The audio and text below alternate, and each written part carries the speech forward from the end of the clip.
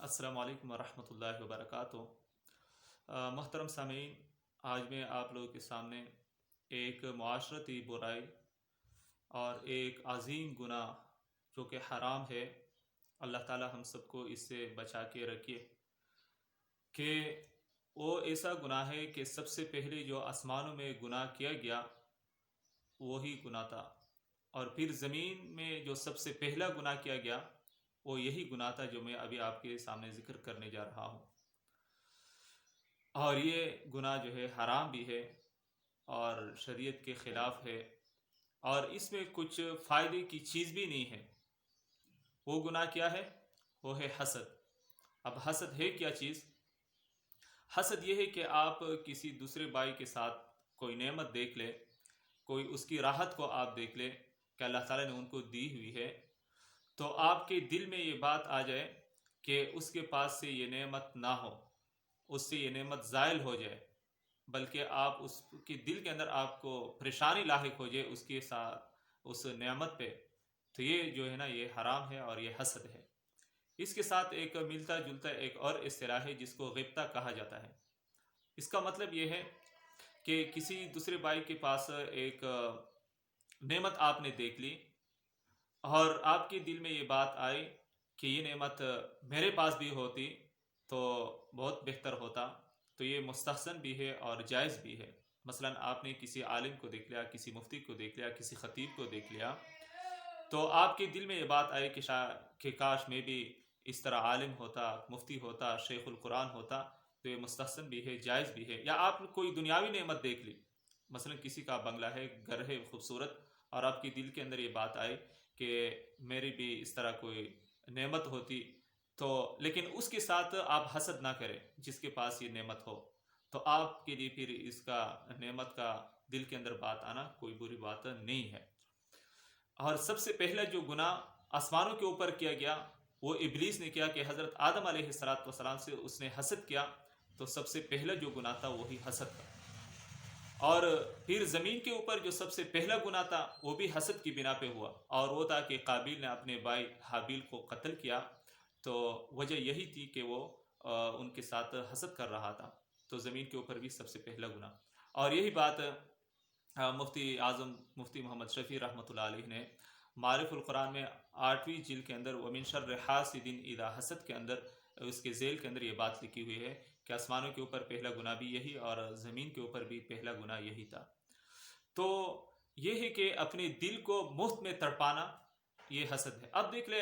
ایک بندہ ہے، اللہ تعالیٰ نے اس کو ایک نعمت دی ہے اور آپ اس کے ساتھ حسد کر رہے ہیں، دل کے اندر آپ کو سوزش ہے، دل کو آپ تڑپا رہے ہیں، حالانکہ اس کو کچھ معلومات بھی نہیں ہے، ان کو کچھ خبر بھی نہیں ہے کہ آپ انہیں کے ساتھ حسد کر رہے ہیں، تو آپ نے دل کو آپ مفت میں جو ہے نا آپ تڑپا رہا ہے۔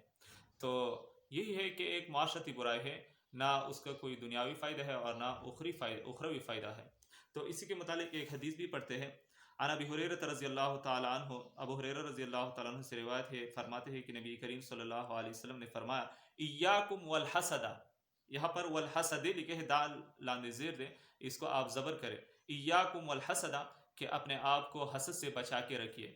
فإن الحسد، کیونکہ حسد جو ہے، یأکل الحسنات، کہ یہ نیکیوں کو کھا جاتا ہے، دا حسد چکم دے دا نیکیان خری۔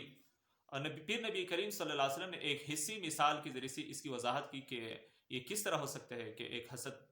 تو اس کی مثال کے ذریعے سے وضاحت فرمائی، کیونکہ بعض دفعہ مثال سے وضاحت زیادہ مؤثر ہو جاتی ہے۔ کما تأکل النار الحطب، جس طرح کہ آگ خشک لکڑی کو کھا جاتی ہے۔ یہاں پر آپ کی کتاب میں شاید کما تأکل النار الحطب بالاند زیر دے، تو اس کو آپ زبر پڑھیں، حطبہ مفعول بھی ہے۔ جس طرح کہ ایک خشک لکڑی ہو، آپ اس کو آگ کے اندر ڈال دیں تو آگ اس کو کھا جاتی ہے، اس طرح اگر آپ کسی دوسرے مسلمان بھائی کے ساتھ حسد کریں گے تو ایسا آپ کے اعمال نامے کے اندر جو نیکیاں ہے یہ نیکیاں ختم ہو جاتی ہے۔ تو یہ ہے کہ اس سے اپنے آپ کو بچانا ضروری ہے، فرض ہے، حسد حرام ہے۔ نبی کریم صلی اللہ علیہ وسلم کو پر جب جادو کی ترغیبیں دی گئی اور جادو اس پر کیا گیا تو اس کی وجہ بھی حسد تھی، وَمِن شَرِّ حَاسِدٍ اِذَا حَسَد۔ یہود منافقین جب اس کی دوسری تدبیریں کام نہ آ سکی تو انہوں نے یہ تدبیر بنائی کہ اس کے اوپر جادو کر لیا جائے، کیونکہ نبی کریم صلی اللہ علیہ وسلم اور مسلمانوں کے ساتھ یہود اور یہ جو منافقین تھے دل کے اندر ان کے ساتھ ایک بغض رکھتے تھے، حسد رکھتے تھے. تو اس حسد کی وجہ سے انہوں نے یہ تدبیر بنائی کہ نبی کریم صلی اللہ علیہ وسلم پر جادو کے لیے انہوں نے ایک ترتیب بنائی. تو اسی پہ پھر یہی دو